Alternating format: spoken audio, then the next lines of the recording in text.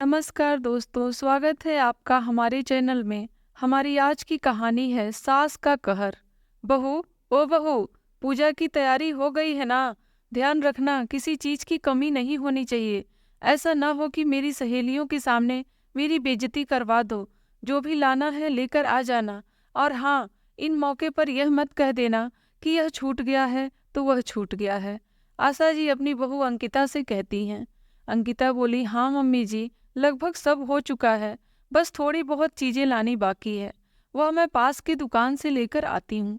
इतना कहकर अंकिता पास की दुकान में चली गई। अंकिता दुकान पर सामान ले रही थी।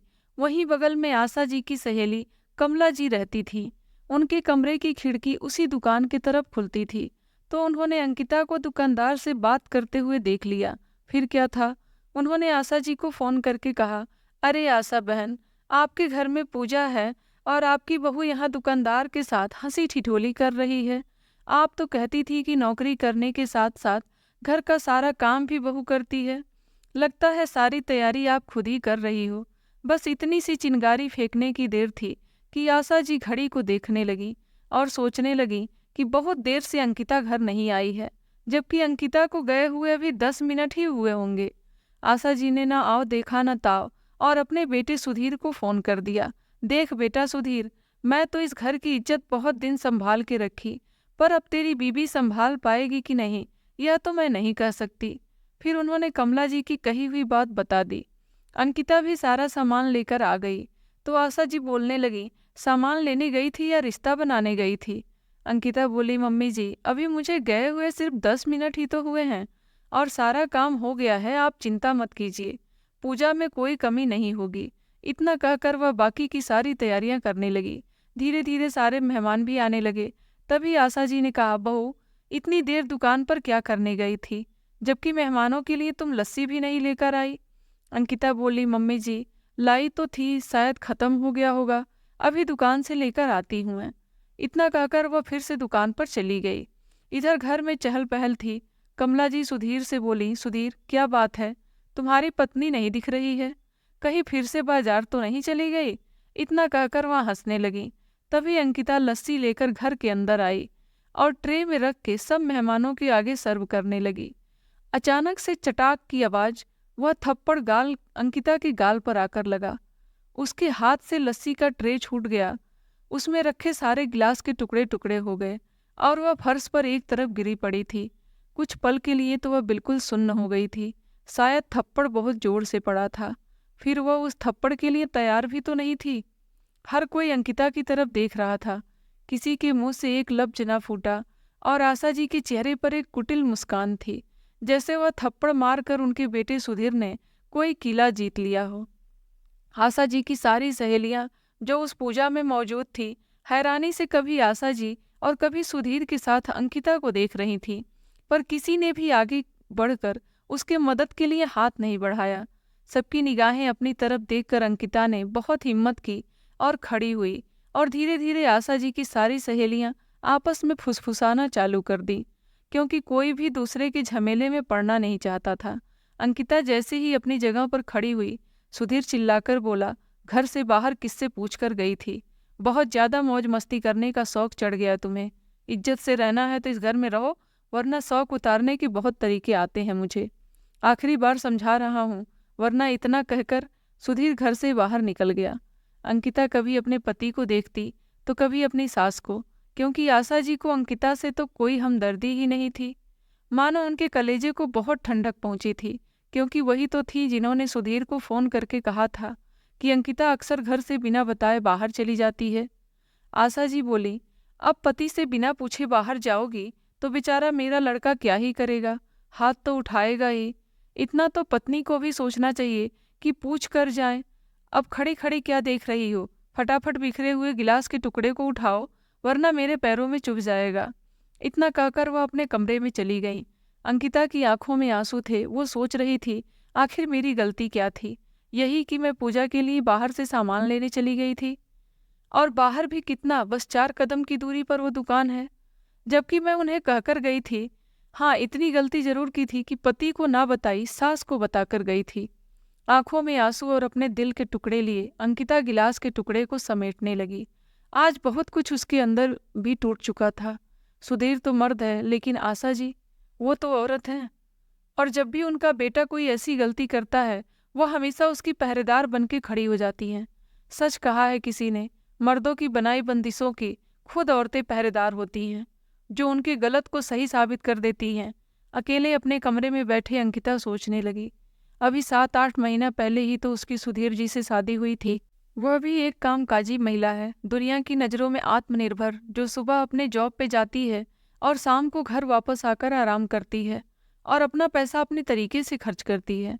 घर में नौकर चाकर हैं तो कुछ करने की ज़रूरत ही नहीं।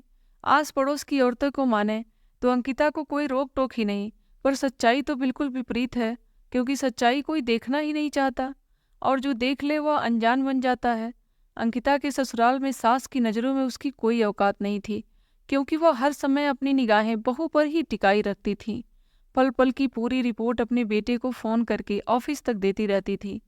और सुधीर, वह तो अपनी माँ की ही नज़रों से अपनी पत्नी को देखता था, इसलिए उस पर हाथ उठाने में परहेज भी नहीं करता था। वहीं पड़ोस की एक दूसरी बहू नेहा, जो अंकिता की बहुत अच्छी सहेली बन गई थी, उसने अंकिता को फ़ोन किया और उसका हालचाल पूछा और बोली, तुम कुछ करती क्यों नहीं? अंकिता बोली, मैं कर ही क्या सकती हूँ। अगर मुझे थोड़ा सा भी समय ऑफिस से आने में लेट हो जाता है तो सुधीर वहीं पहुँच जाते हैं, और ऑफिस के बाहर जब मैं निकल कर आती हूँ तो वहीं लोगों के सामने मेरी बेइज्जती करने में एक बार भी नहीं सोचते। फिर मैं क्या ही बोल सकती हूँ। नेहा बोली, क्या सुधीर शुरू से ऐसा है? तो अंकिता बोली, मुश्किल से 2 दिन ठीक रहे थे। फिर जब शुरू में उन्होंने मुझ पर गुस्सा करना और चिल्लाना शुरू किया था तो मैंने उनका विरोध किया। उस दिन तो उन्होंने मुझ पर हाथ उठाया, जिसके बाद मैं अपने मायके चली गई थी। पर वहाँ भी मेरी फूटी किस्मत, मेरे माता पिता मेरे ससुराल वालों के पक्ष में ही बोल रहे थे, मेरे लिए नहीं, इसलिए मुझे वापस आना पड़ा। बस फिर क्या था, इसके बाद तो इन लोगों की इतनी हिम्मत बढ़ गई कि पूछो मत। मेरी सारी सैलरी का हिसाब किताब सुधीर के पास होता है। अगर अपनी मर्जी से मैं कुछ खर्च कर दूं तो उस दिन तो मेरा खाना पीना दुश्वार हो जाता है। नेहा बोली, तुम पढ़ी लिखी और कामकाजी महिला हो, अगर तुमने ये इस तरह से सहने लगोगी तो बाकी महिलाओं का क्या होगा? अंकिता बोली, आज तक सुधीर मुझ पर कई बार हाथ उठा चुके हैं। अब तक तो घर में या फिर कमरे में या मम्मी जी के सामने, पर आज इन इतनी औरतों के सामने उन्होंने मुझ पर हाथ उठाया। मुझे सचमुच कुछ समझ नहीं आ रहा था कि मैं क्या करूं। पर तुम सच कह रही हो, कुछ ना कुछ तो करना पड़ेगा। सब अपनी जिंदगी जी रहे हैं, फिर मैं क्यों नहीं?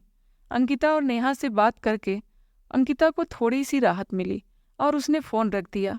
वह दिन तो निकल गया। दूसरे दिन उठकर अंकिता तैयार होकर ऑफिस के लिए निकल रही थी तो पड़ोस में 2-3 आंटी खड़ी होकर उसकी तरफ देख रही थी। एक ने तो टोक ही दिया कि बेटा, इतनी पढ़ी लिखी हो, क्यों अपने पति को परेशान करती हो कि उसे तुम पर हाथ उठाना पड़े? अंकिता सुनकर आश्चर्यचकित हुई कि मर्दों की मानसिकता तो समझ में आता है, औरतों की मानसिकता भी ऐसी है।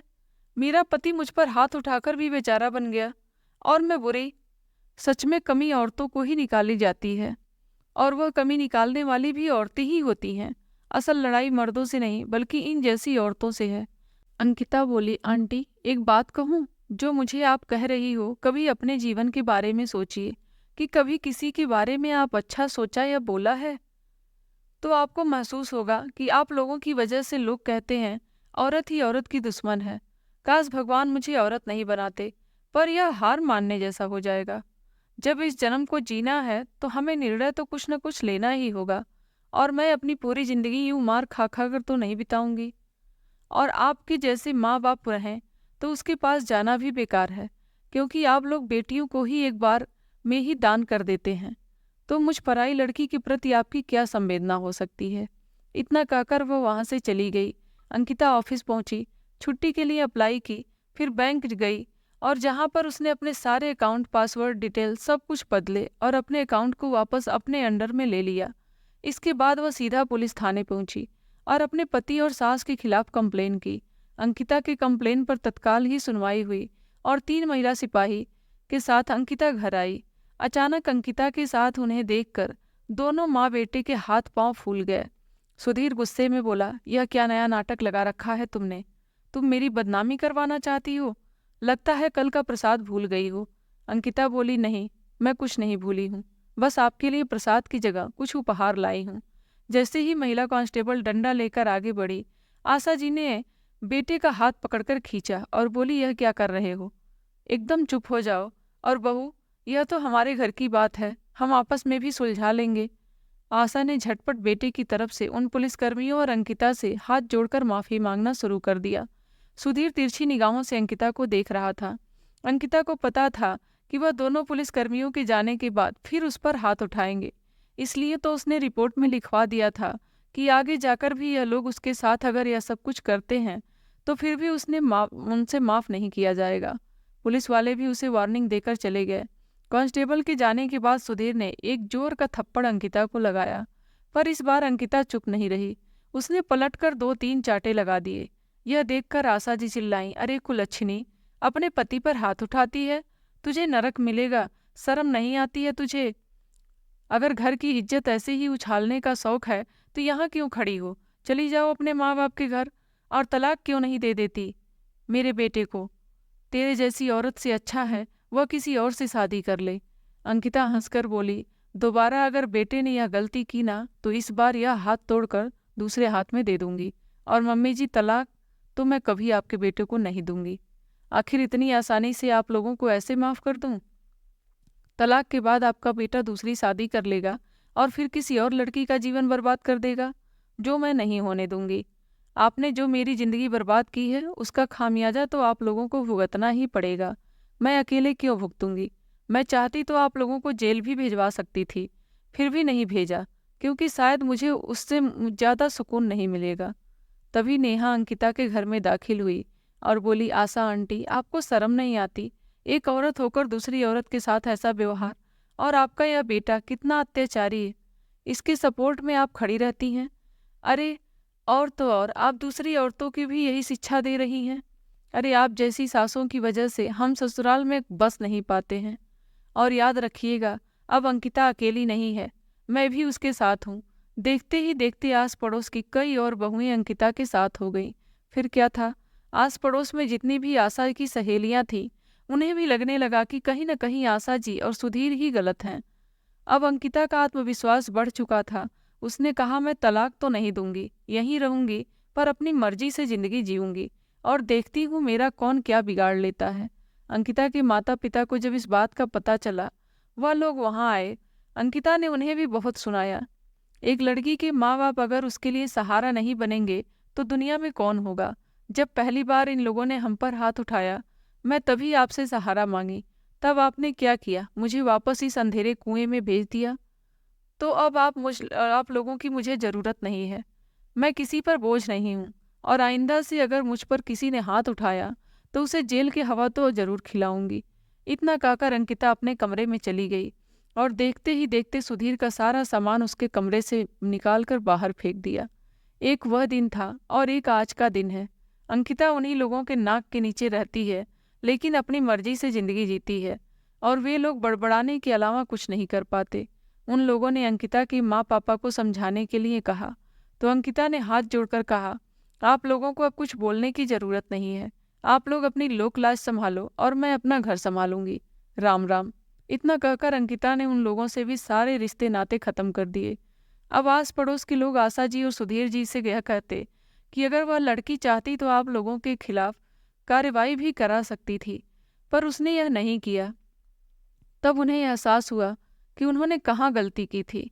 आशा जी और सुधीर ने हाथ जोड़कर अंकिता से माफ़ी मांगी और अपने रिश्ते को एक और मौका देने के लिए कहा। अंकिता ने सुधीर को जरूर एक मौका दिया, पर अपने जीवन की डोर उसके हाथों में नहीं दी। आज वह भी अपने पैसे अपने मुताबिक खर्च करती है और अपनी ज़िंदगी अच्छे से जीती है। सुधीर को भी एहसास हो चुका था कि उसकी माँ ने उसे जो भी गलत कहा, पर आखिर माना तो उसी ने ही, तो गलती दोनों की थी, जिसे अब सुधारा गया। चलो, अंत भला तो जग सब भला। तो दोस्तों, आशा करती हूँ आपको हमारी कहानी अच्छी लगी होगी। कहानी पसंद आई हो तो वीडियो को लाइक करें, और हमारे चैनल पर नए हैं तो चैनल को ज़रूर सब्सक्राइब करें। कहानी को अंत तक सुनने के लिए बहुत बहुत धन्यवाद।